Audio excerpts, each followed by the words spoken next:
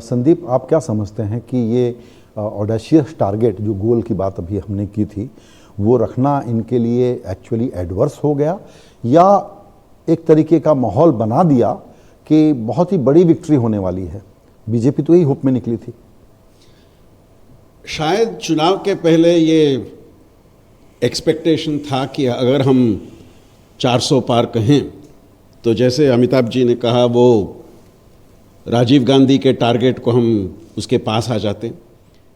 But जैसे first phase हुआ और फेजेस शुरू हुए, तब लगा कि शायद ये टारगेट अच्छा है पर शायद वहाँ पहुँच नहीं पाएंगे।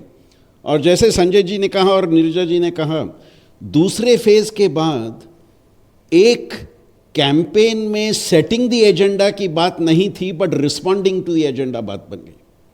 आप देखिए, मैं हमेशा ये बात कहता आ रहा हूं, BJP is excellent at challenging an opponent rather than setting the agenda itself.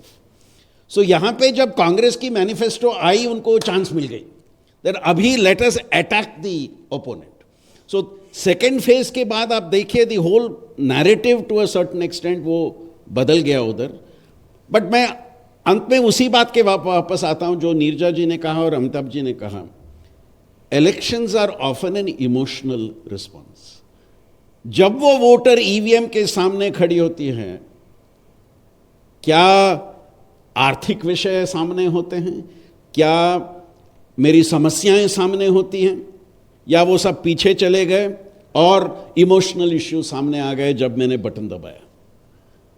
सो एक तरह से इसलिए मैंने वो बात प्रारंभ में ही कहा था, कोई बड़ी हवा दिखाई नहीं दे रहे, पर छोटी छोटी लहरें यहां वहां, कई जगहों में ज्यादा, कई जगहों में कम, वो राज्य में है।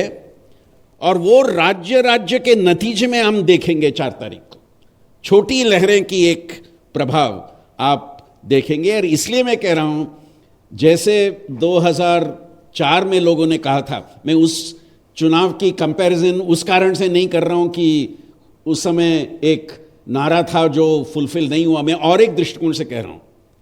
उस समय चुनाव के बाद वाजपेयी जी ने एक स्टेटमेंट कहा था, जो जीते उन्हें ये भी मालूम नहीं क्यों जीते, जो हारे उन्हें मालूम नहीं कैसे हारे। उस समय हमने कहा था, आप अगर राज्यों को देखें तो एक एक राज्य का एक नतीजा आपको ये दिखाएगा कि ये चुनाव इस तरह से क्यों गया जी। सो मुझे लगता है इस बार भी वही होगा। The state will be the centre of politics of the country. बिल्कुल। अपनी